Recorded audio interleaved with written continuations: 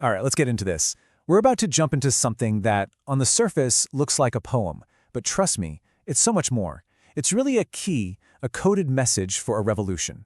We're going to break down this ballad written in blood, piece by piece, and figure out the story of oppression it tells, the secret language it uses to fight back, and the incredible prophecy of freedom hidden inside. So the ballad kicks off with these lines, and wow, they just pull you right in. It immediately throws us into this world that's just dripping with secrecy. Think about that contrast for a second. You've got the weakness of houses of clay up against a truth so dangerous, so powerful, it can only be spoken in a whisper at midnight. It paints a picture of deep, deep fear, but also you can feel that silent resistance simmering just below the surface. So the first thing we've got to do is really get a feel for this world. The poem is clever. It never gives us a name or a location on a map. But what it does give us is way more powerful. It gives us an atmosphere. And it's an atmosphere where speaking your mind, well, it's not just frowned upon, it's downright dangerous. And this really breaks it all down for us. When you hear houses of clay, you're meant to think of poverty, of being fragile and exposed. Those midnight whispers? That hints at constant surveillance, right? But the detail that gives me chills is about the rulers, their crowns of smoke. This tells us it's not just about brute force. This is a tyranny built on lies and deception. Okay, so let's shift our focus to the bad guys in this story. The ballad calls them hollow, which is interesting, but then it starts dropping all these weird, specific details about them. So you have to ask, who are these rulers really? You know, the poem uses the word aliens to describe them, and that is such a deliberate, fascinating choice. It's not just saying they're different, it's saying they are fundamentally other. They just don't belong. They don't get the people they rule over, so this isn't your typical political divide. We're talking about a massive cultural and even existential gap here. And this chart, it just perfectly shows how fractured they are on the inside. It's kind of wild. You've got these green-blooded kings who are actually afraid of their own queens. Then you have the maroon-blooded queens who, get this, despise men. And topping it all off are the blue-blooded old guard just hiding out in their mansions.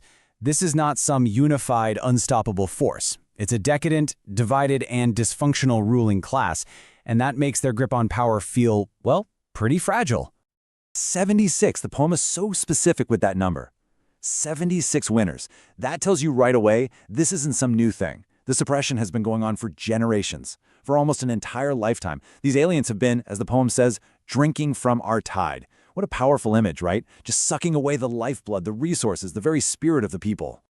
And this line right here shows you just how complete their control is. It's not just a military takeover. No, they've rotted the whole system from the inside out. Gold, temples, laws, even the judges, it's all for sale. And that phrase, taloned claws, man, it's so visceral. It makes you picture this predatory, almost inhuman grip they have on every part of life. But, and this is where it gets good, it's right here, in the face of this absolute control, that the ballad reveals its true purpose. It introduces the resistance's secret weapon, a language that the oppressors literally cannot understand. The code, written in red. And that brings us to the core question, right? When the whole system is corrupt, the judges, the laws, the religion, how do you even begin to fight back? Well, the poem's answer isn't what you'd expect.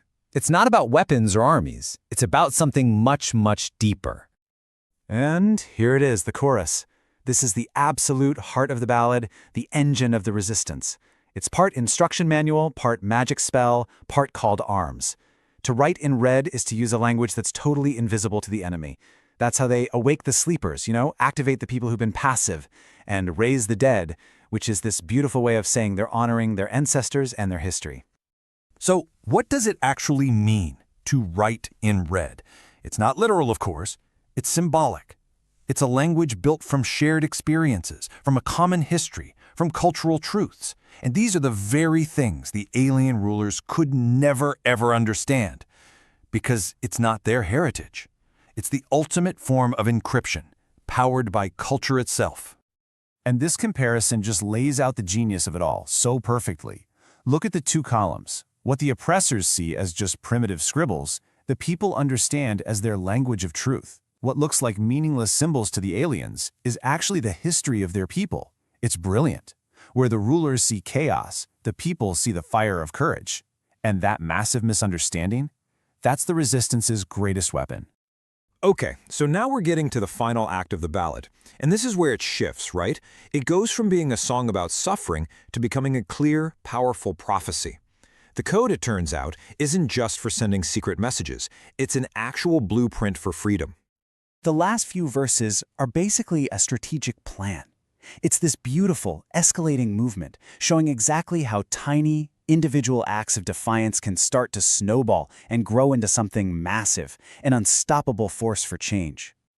Just look at this progression. It starts small, an individual marking their door with Earth's red clay, just a simple personal act of defiance. From there it grows into community, with people rising and praying together. And this builds and builds until all their individual red voices gather as one. And that leads to the only possible outcome: liberation. And this line, this is the climax. This is the ultimate promise of the entire ballad. That collective power of their truth, their red voices, it becomes like a force of nature. Something so powerful it can literally break the night and burn those phony crowns of smoke to ash forever. So, we've taken the whole poem apart, piece by piece. But what's the big takeaway? What's its lasting message? Why does a story like this, about a coded resistance, still hit so hard today? Well, the key lessons are pretty clear. First, it shows how oppressors almost always underestimate the power of the culture they're trying to control. Second, it highlights how a shared secret language can be an incredible tool for building unity. Third, it's a reminder that hope can be encoded into art, into poetry and song. And maybe the biggest one of all, that huge, world-changing movements often start with just small, individual acts of courage. And you know, the very end of the ballad is so important. After that huge, triumphant prophecy, the final chorus, it's whispered. It's not a victory shout. It's a secret being passed down. And that suggests that the struggle is never really completely over. The code, this language written in red, it has to be protected, kept alive, always ready to be used again if it's needed. And that really leaves us with one last big question to think about. In our own world, which is just flooded with information, noise, and all kinds of disinformation, what are the fundamental truths that we all share? You know, the things that can't be bought or hacked or faked. What truths, for us today, can only be written in red? Forgive me, warriors. Forgive me, Lanka.